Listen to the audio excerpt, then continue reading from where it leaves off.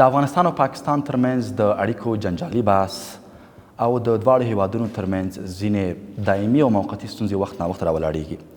تر اوسه د دواړو هیوادونو ترمنځ د سیاست روښانه او عملي تګلاره نشته. ولې د افغانستان او پاکستان ترمنځ روښانه سیاست شتون نه لري؟ په ډیورنډ کرښې د خلکو له تګ راتګ نیولې بیا تر دې چې افغانان تل دا شکایت کوي چې پاکستان د افغانستان په چارو کې لاس وهنه کوي او اجازه نه ورکوي چې د دواړو هیوادونو اړیکې ورغېږي. واقعا ستونزه په کوم ځای کې ده؟ د حل لپاره څه شوي او څه باید وشي؟ په همدې او نورو مسایلو کابل کې راسره د پاکستان سفیر ښاغلی منصور احمدخان میلمه دی. سلام، زه نجیب لال زوی یم. Mr. Ambassador, welcome. Thank you very much, and I would like to also thank you and Shamshad Television for providing this opportunity for appearing for an interview. Thank you. Before I jump into my main questions of interview, a personal question. Mr. Ambassador, you have been way more busy and way more active than other ambassadors in Kabul when it comes to meeting different Afghans and when it comes to meeting even foreigners based in Afghanistan and attending events in Kabul. What are you really up to, and do the meetings really meet your expectations? I think Pakistan and Afghanistan have deep-rooted relationship rooted in history, common culture, religion, and Pakistan's ambassador in Afghanistan or Afghan diplomats in Pakistan, they have to be active, they have to engage with all segments of Afghan population, with the leadership, with other private and public sector institutions, and the objective is for promoting peace, stability, not only in Afghanistan but in the entire region. Pakistan is affected by whatever happens in Afghanistan. We are close neighbors, and therefore peace and stability will lead to economic cooperation, movement between people of the two countries, and regional connectivity, and that is, I think, in the interest of both the countries. So that is basically, when you are following this kind of work agenda, you have to be busy because you have to then ensure that that you are meeting with all the people and you are trying to address if there are any difficulties or impediments at practical level. And about the relations between Pakistan and the Islamic Emirate, how is it? You know, Pakistan has always maintained very close relations with Afghanistan, irrespective of what government has been here. And if you look at since 1947, when Pakistan became independent, Pakistan has continued to have consistent relations with all the governments that were there in Afghanistan. We have been working actively for promoting people-to-people contacts, for promoting cooperation. Since that change take place on last 15 August and US and NATO forces withdrew and government, an Afghan interim government under Taliban was formed, in the last 10 or 11 months, gradually we have seen that peace and stability coming back to the country.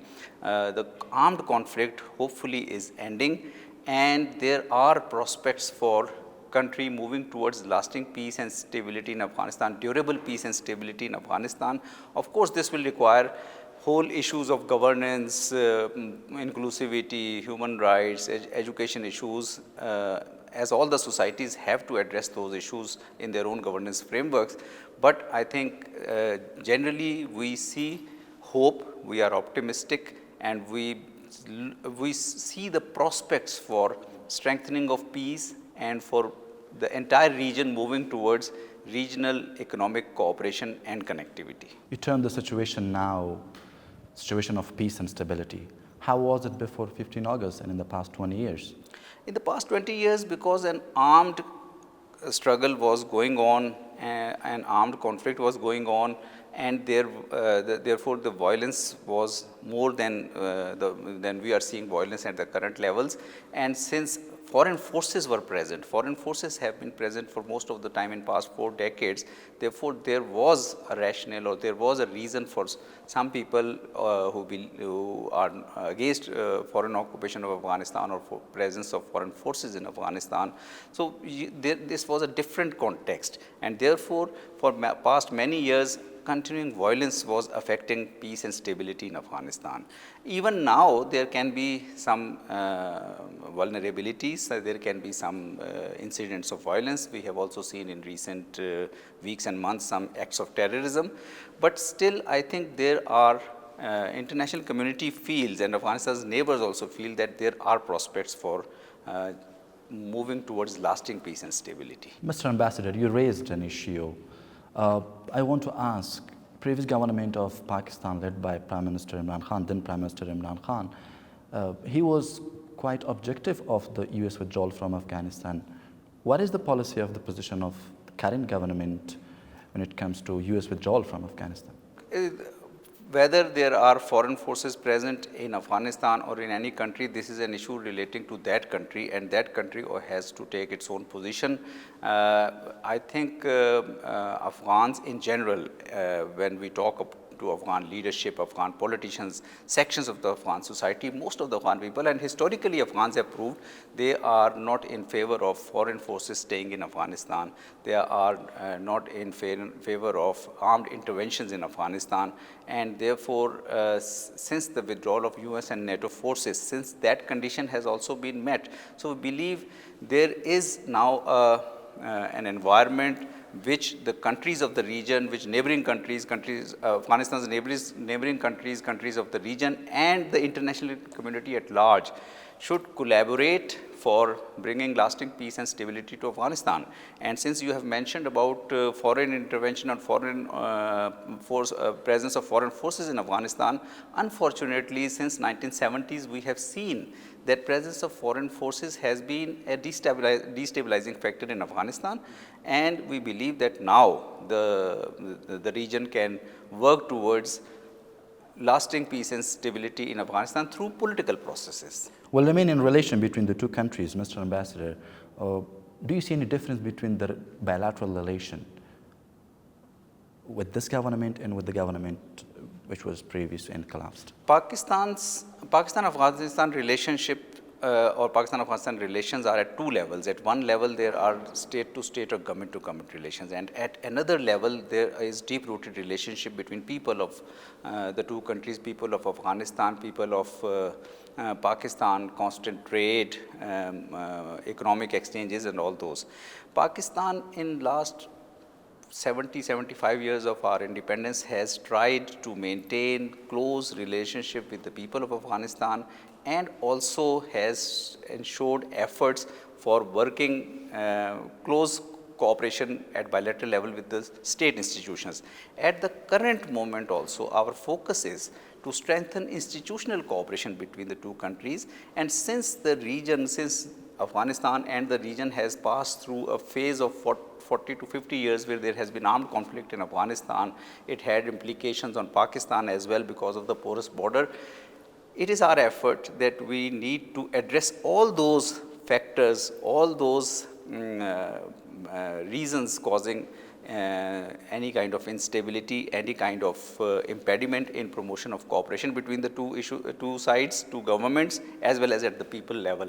And therefore, at the current moment, at the current point in time, our focus is on working on a relationship which ensures facilitated movement of people, facilitated trade and transit, and facilitated regional economic cooperation. We'll come to that part as well, Mr. Ambassador. We'll remain in the relation. Why do you think the Kabul and Islamabad always fail to go forward with each other based on compromised policy, the policy of compromise? No, I think when two countries interact with each other, they bring their own perspectives, and when two neighbors come into contact with each other, there is a lot to discuss, there is a lot to cooperate and collaborate, and there are implications of the policies and decisions on each other's side. So I think Pakistan's effort has been, and I can also vouch to you that Afghan government's effort has been to ensure that close institutional cooperation takes place between Pakistan and Afghanistan at political level, at security institutions level, and at economic level. And I think it is time that we have lost a lot of time in past 40-50 years for not developing or for not realizing the full potential of Afghanistan, of the Pakistan, and of the entire region for economic prosperity and betterment of the people of our region. This is now, I think, time that we are big economies, Pakistan with 220 million people, Afghanistan with 40 million people. We have to concentrate closely on policies of cooperation. And yes, wherever compromises are required, they can be done. But it has to be a win-win cooperation between the two countries so that both sides gain from it. But we have heard something else from the previous authorities of Afghan government, different governments. Ambassadors, the ministers, even presidents have visited to Pakistan several times. They have said that they are going forward with the Pakistan based on comprehensive policies, but they suspected and even objected that Islamabad is not pragmatic in its policies. Where do you think the problem is? I would like to tell you that for many, many years, for foreign policy of Pakistan, Kabul is the most important capital. Our focus has been on the efforts for developing strong cooperation, developing close cooperation and connectivity with the governments, with the previous governments in Afghanistan. And we have also, achieved some success in those efforts. But since Afghanistan itself, for last 40, 50 years, has been going through periods of conflict, period of internal issues, period of external presence of external forces, I think we have not been able to fully realize the potential that the two countries have. The potential for people-to-people interaction, potential for trade and transit, and potential for regional infrastructure connectivity. And that is why I am saying again and again that at the moment, leadership of the two countries, at the moment, institutions of the two countries, at the moment, societies of the two countries are focused on enhancing this collaboration. Yeah, Mr. Hamid Karzai, then President of Afghanistan, he had several visits to Pakistan.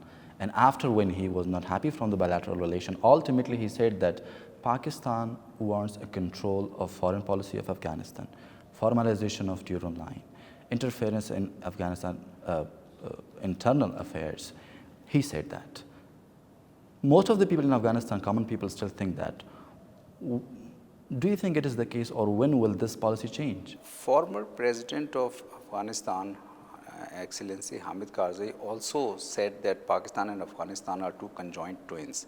And as conjoined twins, they have implications for each other's policies, and cooperation with each other. And therefore, friendly cooperation has to exist between the two countries. And friendly cooperation has also existed between the two countries. If you look at the number of Afghans going to Pakistan for business purposes, for economic purposes, for medical treatment, or for any other reasons, in last few years, it has been more than the Afghans going to any other country. But then, as I said, Afghanistan has, for past 40, 50 years, has been going through a very unique phase where foreign forces were present here, where internal issues were affecting Afghanistan's politics and governance. That is why I think we have not been able to realize full potential of the relationship. Now we have to look forward. We can learn lessons from our history, and we have to look forward. Looking forward means that Afghanistan is an important regional hub for connectivity, trade, transit, and infrastructure development, whether it is energy infrastructure development or trading and transit or transportation infrastructure development. And I think we should be focusing our attention, both our governments and our societies should be focusing our attention for fully realizing this potential and seizing this historical moment, which can, or the historical opportunity, which can take us to a better future for both nations and for the region. For a bit while, I will stick in the relation, Mr. Ambassador. What is the foreign policy of Pakistan toward Afghanistan right now? Pakistan's foreign policy is Pakistan wants to see a peaceful, stable, secure Afghanistan. Pakistan wants to respect sovereignty and territorial integrity of Afghanistan. We see Afghanistan as an independent country, and we believe that since people of the two countries have very close relationship rooted in common culture, history, and religion, we believe there is scope for more economic interaction, more trade, more connectivity, and that our policy is, and that is what we are discussing on constant basis with Afghan leadership, with Afghan Ministry of Commerce, with Afghan Minister of Foreign Affairs, with other Afghan institutions, that we should capitalize on these opportunities, capitalize on the opportunities available for trade, transit and regional connectivity. And therefore, our policy remains is that we should promote peace and stability as a neighbor in Afghanistan, and we should develop regional economic cooperation and connectivity with Afghanistan and the rest of the region. بیرته راګرځو موږ سره پاتې شئ. Before I jump into my next part, which is the issue of people movement towards Pakistan, my last question, Mr. Ambassador, it is believed that Pakistan has good relation with the current interim government of Afghanistan. Why are you not recognizing it? The thing is that the change that took place in Afghanistan on 15th August, after that change, the focus of the international community as a whole was helping evacuations, helping Afghanistan in humanitarian engagement, ensuring that there was no humanitarian catastrophe coming to Afghanistan in the winter that passed, and ensuring that gradually this interaction of international community translates into economic support and economic development. It is a phased process. It is a process which is moving in phases, and Pakistan is also part of the international community. Pakistan is part of Afghanistan's neighbors. We are in close coordination and consultation with the neighbors, and all the decisions for moving forward on this process will be taken in consultation with Afghanistan's neighbors and with the international community. So we believe that this is a process, and in this process, phase-wise, things have to happen in accordance with the realities on the ground. Afghanistan has not been used against Pakistan. What are your concerns from? In last 2-3 decades, particularly in the last 2 decades, we saw a lot of violence and terrorism that was taking place in Afghanistan, and there were groups, or there have been groups, whether it is global groups like Daesh or Al-Qaeda, or whether it has been regional terrorist groups, they have been undertaking cross-border terrorism inside Pakistan border areas and even in many other areas also. And we have been raising this issue with the previous governments, previous administrations, and we have been frankly discussing this issue with current government also.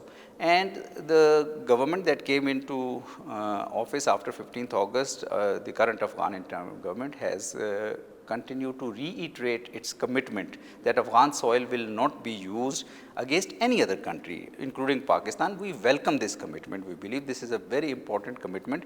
And in terms of practicality, this government has actually extended all cooperation in facilitating Pakistan's talks with those Pakistanis or with those TTP or other organizations members who are based in Afghanistan, because we have a close porous border. So that process is going on. We are grateful. We really thank Afghan institutions, Afghan interim government for facilitating that process. And we believe that through this we address a larger issue of terrorism in the region. Because now, as we have said again and again, that no foreign forces are present, no interventions are here. So terrorism has also to be eliminated from Afghanistan, eliminated from Pakistan, and priority for peace is through political process. So Pakistan is giving it a try, making its effort, and we are grateful to Afghan interim government for helping us in that process. And for the very purpose, you started erecting fences, barbed wire along the Ural line. It has been sort of approximately 100% complete now. What have you achieved from this move? No, it is not 100% complete. First of all, we have to look into the context in which the fence was raised. Fence was raised in recent years, in last 10 or 15 years, when there was an allegation coming from both sides that there are cross-border movements of groups that disturb peace and stability and conduct violence or violent activities. In order to prevent those kind of things, Pakistan, and to ensure security of its population and security in its own area, Pakistan had raised that fence on its side of the border. But after this government came, and we had a very focused interaction with the Afghan institutions, with the Afghan leadership here, and after listening to their perspective, the process of raising new fence was stopped, halted, and we believe that when we achieve the goal of cross-border peace and stability, fence will not be required. So actually the fence is for preventing illegal movements. What we have to do, what the two governments have to focus, what the two societies have to focus is on creating opportunities for legalized movement of the people. Afghans have to go to Pakistan. Pakistanis have to come to Afghanistan for economic purposes, for social purposes, for family links, for business, for medical treatment, for anything, for going through Afghanistan to Uzbekistan, Turkmenistan, Tajikistan, Iran, or any other neighboring country. So I think we should look at this kind of new emerging equation, new emerging aspirations of the people of both countries. If you go to the people, most of the people either in Pakistan or in Afghanistan, they will say that the border should provide facilitated movement, and we believe that border should provide facilitated movement. Mr. Ambassador, I'm sure you remember in April this year there was incidents in Sperre district of Khost province and Kunar province. Residents believed that it was air strikes from Pakistan. Don't you believe that was a violation of sovereignty of Afghanistan? I would say that Pakistan respects sovereignty of Afghanistan's and Afghanistan's borders. And since Pakistan-Afghanistan border is porous, at times counter-terrorism operations take place on either Pakistani side by Pakistani forces or on Afghan side by Afghan forces.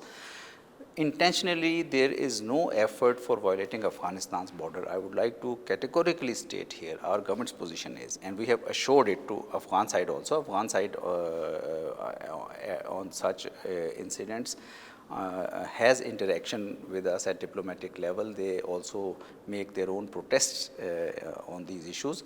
We have always assured them that Pakistan respects Afghanistan's sovereignties and Pakistan would do everything not to violate Afghanistan's borders, and we expect this kind of commitment from Afghan side also. So I think we are closely in touch with Afghan institutions, and we believe that these all cross-border issues have to be addressed through dialogue between border institutions and not through any kind of other means. Mr. Sadiq Khan, who is special envoy of Pakistan to Afghanistan, what is he busy with right now? What is he busy with? What is he doing? Ambassador Sadiq, he is a special representative on Pakistan for facilitating all kind of interaction between at institutional level in Pakistan. He is also chairing a committee which is called Afghanistan Inter-Ministerial Coordination Committee, and if there are any issues with regard to relations between the two countries where some progress is required or some impediments have to be addressed by customs, commerce department or other departments relating to border or through any kind of interaction between Pakistan and Afghanistan, his institution takes care of those issues and tries to ensure that decisions at Pakistani institutions are taken in a facilitative manner and bureaucratic impediments do not affect practical facilities on the border. Not quite recently, but in the past, if I'm not wrong, some 2 weeks ago, he said that there will be building or facilitating new passing ways between the two countries, apart from the current ones. What is new about that? I think, Pakistan and Afghanistan have a long border, and thousands of people cross through this border, have been crossing historically through this border because of family links or business or other activities. There are many designated crossings. Two of the crossings, Torkham and Chaman, are overburdened, and you will find thousands of people waiting to cross from those borders. But there are many other borders. Now, at the moment, we are engaged with the Afghan side. We are engaged with the Afghan Ministry of Commerce. We are engaged with other relevant Afghan institutions for ensuring that not only these existing border crossings, Torkham and Chaman and others, are facilitated, but we also move forward on opening new border opportunities. And this will also address the point you mentioned, that why fence? So fence is for preventing illegal movements, but border crossings should promote more and facilitative movement of trade and people between Pakistan and Afghanistan. Mr. Ambassador, Pakistan have always said, as you just said, that they want to facilitate further the movement of people from Afghanistan to Pakistan in those two key points, Chaman and Torkham. But the situation is not that easy as you and me are talking here. It is completely a chaos. People are, in dire situation there. Where do you think the problem is? I think, let me tell you that number of people, number of Afghans that have been going to Pakistan through these borders or through by air in last 1 year or even in the previous years has been more than movement of Afghans to any other country. So this is a basic fact and reality. But at the same time, I fully concede and I want to agree with you that there are problems which people face in terms of movement at either Torkham or Chaman border crossings or other border crossings. And these, if we want to have, if we want to transform our relationship into economic advantages, into the benefits of regional connectivity, into the benefits of economic prosperity for both our populations, these impediments have to be addressed. And during the current phase, we are actually, this morning also we had an interaction with the Afghan side, we are actually working on addressing impediments or making the movement of people more facilitative through Torkham, Chaman and other border crossing points, making increasing facilitation for Afghan trade trucks carrying goods to Pakistan. By doing what specifically?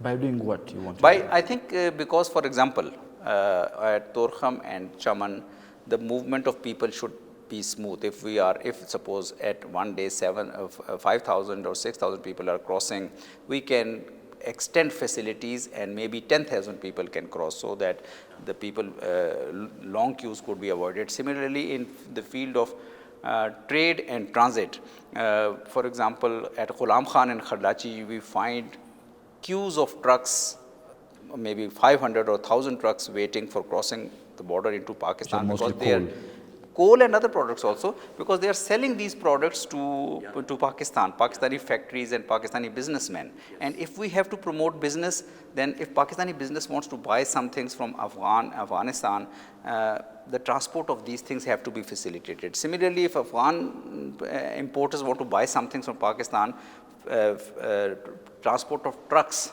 movement of trucks from Pakistan side has to be facilitated.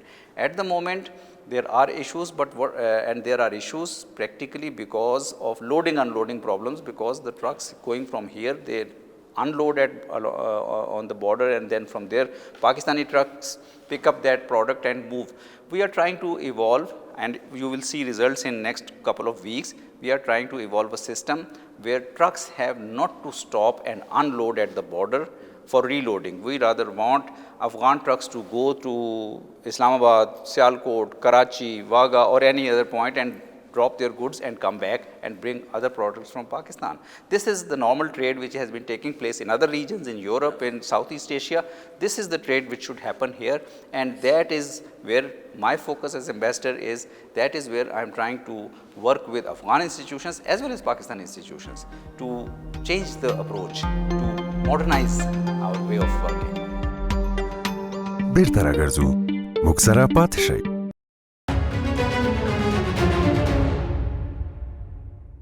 Coming to your mission here, Mr. Ambassador, when the Islamic Emirate was grabbing power in Afghanistan last year, 15th August, you were one of the few ambassadors who did not leave Afghanistan and the embassy did not close. What assurances did you have? No, I think that was a period of uncertainty. One regime, one government left, and other people came into power and established their own government in a few days, and therefore no one had no surety. Therefore, only few embassies of some neighboring countries like Pakistan and some others also, Iran and other neighboring countries also stayed here, and some regional countries like Turkey stayed here, Qatar was here.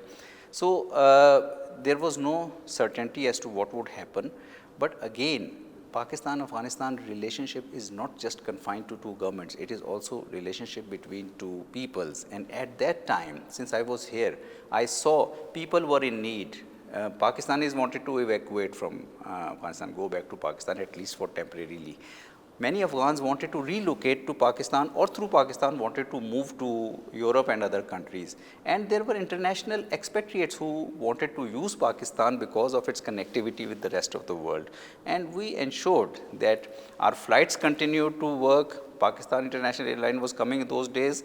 Later it stopped because of insurance problems, but Afghan airlines like Kam Air and Ariana, they are having regular flights to Pakistan. So our focus was to ensure, to provide as much of facilitation during that period when we knew everyone was facing uncertainty. But gradually then Afghan Taliban came and they established their own Afghan interim government, and then we found a better system of institutional interaction with them. And even now, a large number of Afghans want to travel to Pakistan, and this is their legal travel. They want to travel to Pakistan for medical purposes, for business purposes, and for going to different embassies. Through those embassies, they want to apply visas of other countries. And we want to facilitate in that process. That is why our focus is also currently on how we can increase number of visas which we are processing, because people have so many concerns about visas. Yes, I have questions in this regard. Please. Yes, the embassy did not close. But the issuance of free visas to Afghans is not resumed yet. No, when will it restart? No, you have to see that in past 10 or 11 months, we have issued large number of visas. We have issued more than 160 or 180,000 visas to Afghans. But at the moment also we are issuing currently around 1,500 visas per day. The problem with visa is not that Pakistan doesn't want to increase number of visas. Our government wants to increase number of visas and we can give more visas. The problem is in the processing. Since visa has now become online visa, processing is done through mostly a network of agents, a large network of agents, and they also receive applications from applicants and then forward it to our online system. This causes problems. I have taken it up with the relevant Afghan ministers also, authorities also, that this has to be regulated on Afghanistan's part. Pakistan has to ensure that visa processing is smooth. Currently, we are not applying any security clearance for people going on medical treatment and business. But those who go for family visits or tourism or other activities, security clearance requires, which takes about 30 to 37 days. I have also requested my government recently, and we are working on that this period should be reduced to maybe 3 weeks. So if an Afghan can get visa through legal means in 3 weeks and it is a 1-year multiple visa, it will resolve most of the problems. And similarly, if we can increase the number of visas in the coming weeks and months, you will see that the backlog of visas would be coming down. But it is a massive people-to-people movement between the two countries, and therefore instituting the correct procedure, the right procedures takes time. And then there are also networks of agents who try to exploit people applying visa. So I think in all these counts we have to work, but my commitment through your program, I am giving you my commitment that we want to increase number of visas and we want to make the processing smoother for Afghans, and we will be giving long-term visas. So you mean, Mr. Ambassador, that a common Afghan can easily get a Pakistani visa from 30 to 37 days? Unfortunately, that is not the case. No, 30 to 37 days, if someone can wait for 30 to 37 days, automatic his visa will be cleared and will be issued online. The problem is occurring when people try to expedite their visa, and then they try to use different agents or different people asking them to expedite the visa. In our system, we are trying to assure that we don't, except for very deserving cases, we don't use our discretion. The visa is processed in a reasonable time. That is why we are saying that 30 to 37 days is a bit larger time for Afghan people to continue waiting for Pakistani visa. So I am trying with my authorities that if it comes to 21 days, around 21 days, it will be a reasonable time. But for medical visa, for business visa, and for many other visas like for media people, we do not take much time. And how much is the price of a visa in Kabul? Visa is $8.18, which Pakistan's NADRA, the organization which is processing and issuing visas, their fees is $8.18. Except that embassy or any government of Pakistan institution doesn't charge any money. That is why our appeal to the people is that they should apply directly, not apply through agents.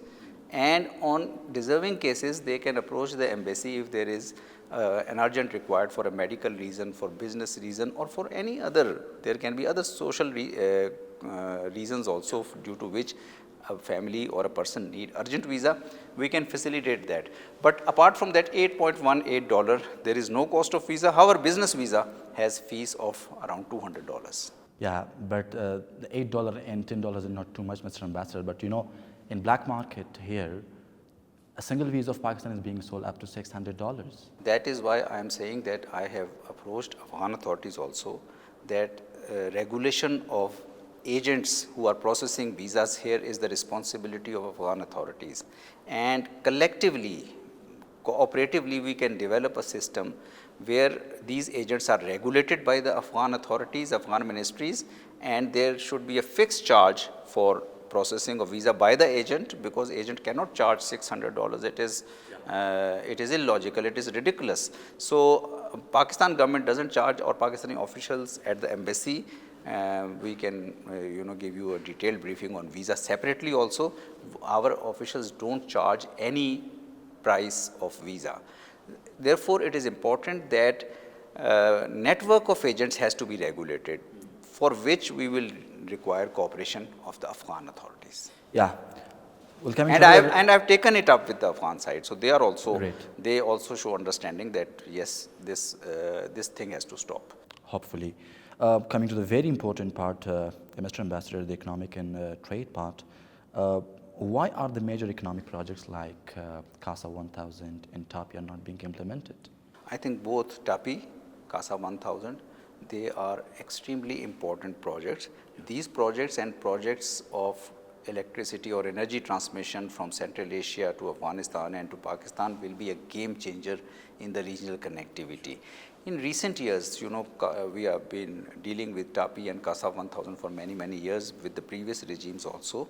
And while the authorities have continued to agree on moving these projects forward or expediting these projects, but practically they have not shown good progress. We must admit that.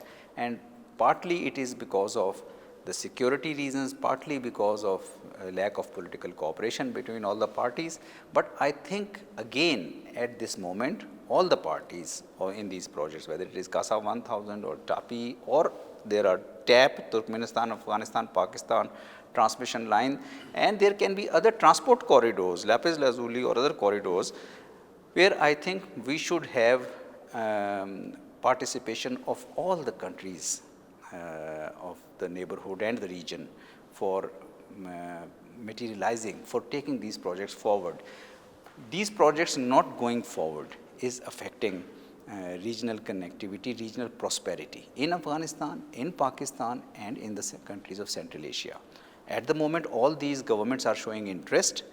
We hope that security environment has also been addressed, and therefore we should, I believe there is no point in further delaying them, and we should be moving forward.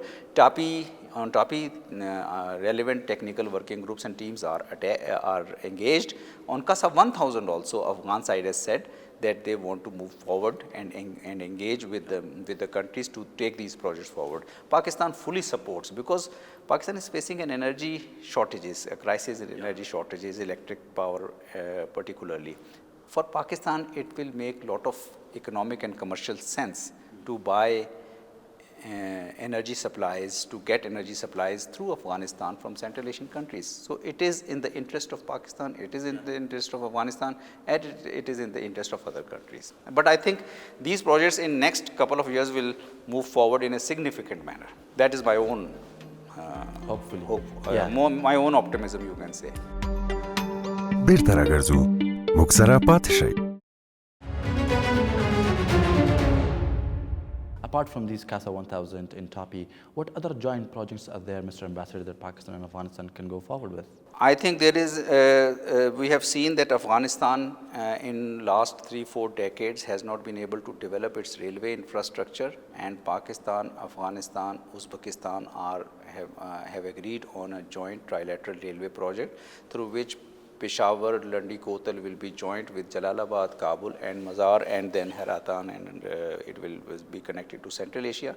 In my view, Pakistan's Gwadar port is the shortest route to Kandahar. So there is railway track up to Chaman. From Chaman we can connect to Spin Boulder, Kandahar, and from Kandahar to Herat.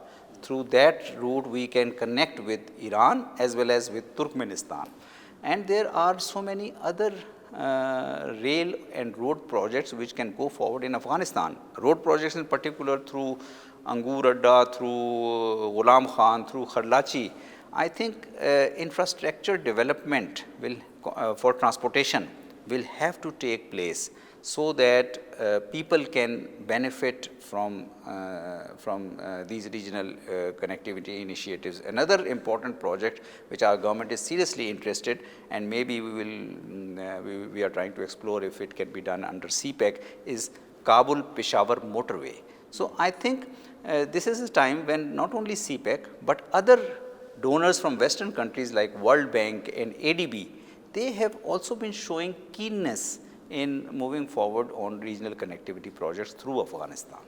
Yeah, recently, Mr. Ambassador, Afghan government increased the price of coal to Pakistan.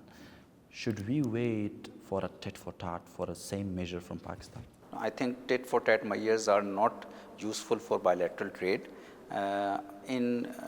Since 15th August last year, in last 10-11 months, Afghanistan has faced many challenges, particularly economic challenges, because foreign aid has stopped and there are banking and economic restrictions. But the benefit of the local or regional trade is that Pakistan and Afghanistan trade has continued to grow during this period.